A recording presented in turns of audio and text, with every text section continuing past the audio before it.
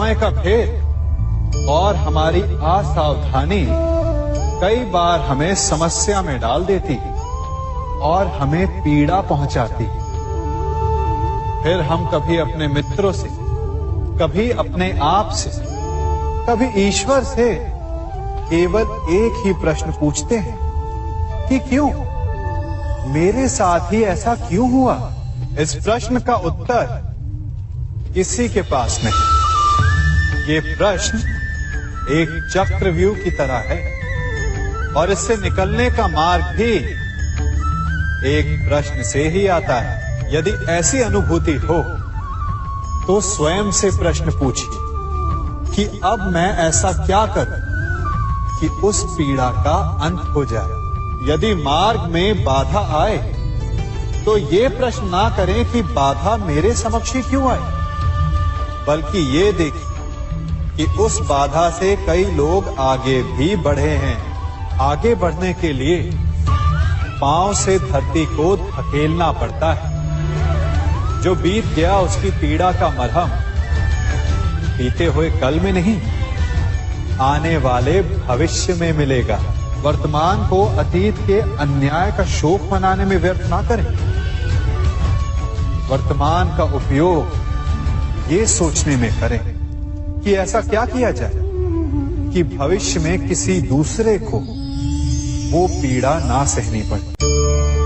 कभी किसी पक्षी को घोंसले की नींव बनाते देखा है? अथक परिश्रम करके तिनका तिनका बिटोर कर वो पक्षी अपना घोंसला बनाता है, अपनी संतान के लिए एक सुरक्षित घर बनाता है। और फिर कहीं से तीव्र आंधी आती है, भारी वर्षा होती है और उसका घोंसला तिनका तिनका करके बिखर जाता है। फिर वो पक्षी क्या करता है? वो रोता नहीं, ना ही विलाप करता है। वो बिना विलंब करे फिर से अपना घोंसला बनाना प्रारंभ कर देता है और सफलता पाता है। फिर हम क्यों छोटी छोटी असफलता से भयभीत होकर परिश्रम करना छोड़ देते हैं? एक बात सदा स्मरण रखिएगा, हर वृक्ष कुल्हाड़ी की एक मार से नीचे नहीं गिरता, हर चट्टान घन के एक प्रहार से नहीं टूटती। सफलता पाने के लिए अनावरत परिश्रम करना ही मात्र एक मार्ग है। स्वीकारण, सत्य का स्वीकारण मनुष्य के लिए बहुत ही महत्वपूर्ण है। जब तक मनुष्य सत्य को स्वीकार नहीं करता, उसे असत्य से लड़ने की शक्ति प्राप्त नहीं होती। जब आप भोजन करते हैं तो क्या होता है? आपका पेट स्वीकारता है कि वो भर चुका है और आप भोजन करना बंद कर देते हैं। जब आपको निद्रा आती है तो क्या होता है? आपका मन स्वीकारता है कि आपका शरीर थक चुका है और उसे विश्राम की आवश्यकता है। उसी प्रकार जब आपको किसी व्यसन को रोकना हो तो आपको स्वीकारना पड़ता है कि बहुत हो चुका, चाहे वो लालच हो या मदिरापान। उस व्यसन का त्यागना तभी प्रारंभ होता है जब आप ये स्वीकार कर लेते हैं कि आप उस व्यसन के बंधक हैं। हम में से ऐसा कोई नहीं जिनकी परछाई उनसे दूर रहती। हमारी परछाई सदैव हमारे साथ रहती है। कदाचित हमारी परछाई हमारे कर्मों के फलों का संकेत है। कदाचित इसी कारण कई बार हमें अपनी परछाई से भय भी लगता है, परंतु इस भय से निवारण पाने का एक साधन अवश्य है। वो है सूर्य की ओर मुख करना या किसी प्रकाश के स्रोत की ओर मुख करना, क्योंकि तब हमें हमारी परछाई दिखाई नहीं देती।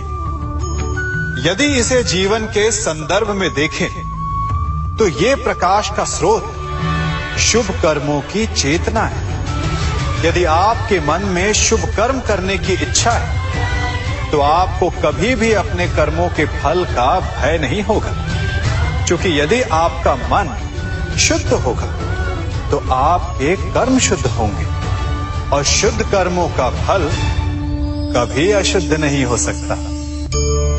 आज मैं आप सबको एक कथा सुनाता हूं। एक दिन प्रातः एक व्यापारी अपने घर से निकला। घर से निकलते ही एक बिल्ली ने उस व्यापारी का मार्ग काट दी। व्यापारी घबरा गया।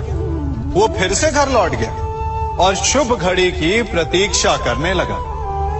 और जब वो पुनः अपने घर से निकला तब वो वाहन जा चुका था जिससे राजा तक पहुंचकर उसे भेंट देनी थी। राजा को भेंट नहीं मिली। राजा क्रोधित हो गए। राजा ने उस व्यापारी का व्यापार बंद करवा दिया। इस कारण व्यापारी क्रोधित होकर घर पर अपनी पत्नी से लड़ बैठा। पत्नी अपने बच्चों समेत मैके वापस चली गई और उस व्यापारी के जीवन में यदि कुछ रह गया था तो केवल अंधकार। और इन सब का कारण वो उस बिल्ली को मानता रहा जिसने उसका मार्ग काटा था।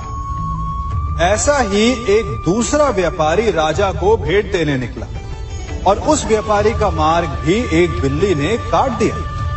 वो व्यापारी तनिक घबराया, परंतु उसने आगे बढ़ना अधिक उचित समझा। राजा तक वो समय पर पहुंचा। उसने राजा को भेंट दी। राजा प्रसन्न हुए और राजा ने व्यापारी को अपना व्यापार बढ़ाने की अनुमति दी, स्वर्ण आभूषण दी। जब व्यापारी घर पर पहुंचा तो पत्नी को आभूषण और अपने बच्चों को देने के लिए वस्त्र थे उसके पास। हर ओर प्रसन्नता थी। समझ रहे हैं ना? दोनों के साथ एक ही प्रकार की घटना हुई, परंतु दोनों की प्रतिक्रिया भिन्न थी। ऐसा ही हमारा जीवन भी है। हमारे जीवन में प्रारब्ध का अपना स्थान है, परंतु उससे कई अधिक महत्वपूर्ण हमारी प्रतिक्रिया, हमारे सोच का प्रभाव है। क्योंकि यही हमारे जीवन को आकार देते हैं। इसलिए अपनी सोच को सकारात्मक रखिए। आपका जीवन सदैव आनंदमय रहेगा। आप इन दो पात्रों को देख रहे हैं। मेरे इस पात्र में जल है और ये पात्र मिष्ठान से भरा हुआ है। दोनों ही पात्र भरे हैं, परंतु देखिए, मिश्री को जल में मिला दिया। जल ने मिश्री को अपना लिया। मिश्री ने अपना अस्तित्व खो दिया, परंतु जल को अभिमान है कि उसका अस्तित्व अभी भी बना हुआ है। परंतु जो इस जल को चखेगा उसे अवश्य पता चल जाएगा कि ये जल अब वो जल नहीं रहा, ये अब शरबत बन गया। हमारा त्याग, हमारे बलिदान भी ऐसे ही होते हैं। जो इस बात को अनुभव करते हैं वो समझ सकते हैं कि कैसे हमने समय की धारा को बदल दिया। जो बलिदान देते हैं उनका अस्तित्व कभी नष्ट नहीं होता, अपितु उनका बलिदान संसार में कुछ ना कुछ परिवर्तन अवश्य लाता है। हम सभी कभी ना कभी, कहीं ना कहीं अपने जीवन में यात्रा अवश्य करते हैं। हमारी यात्रा में कभी पक्के रास्ते आते हैं तो कभी कच्चे रास्ते। पक्के रास्ते मनुष्य बनाता है और कच्चे रास्ते जानते हैं कैसे बनते हैं? चलते चलते बन जाते हैं। जब लोग एक स्थान से जाते हैं तो पैरों के दबाव से नीचे की घास कुचल जाती है। बार बार उस मार्ग से जाने से धीरे धीरे मार्ग स्वतः ही बन जाता है। और यही जीवन है, यही नियति है। जब आपके जीवन में आपको मार्ग ना मिले तो रुकिए नहीं, आगे बढ़ते रहिए और आपके पैरों के दबाव से मार्ग स्वतः ही बन जाएगा। हम सभी अपने जीवन में सफलता चाहते हैं, है ना? उसके लिए हम रात दिन परिश्रम करते हैं, कड़ी मेहनत करते हैं, परंतु फिर भी असफल हो जाते हैं। परंतु ऐसा क्यों होता है? कभी सोचा आप सबने? क्योंकि सफलता पाने का मंत्र बड़ा कठिन नहीं, बड़ा सरल है।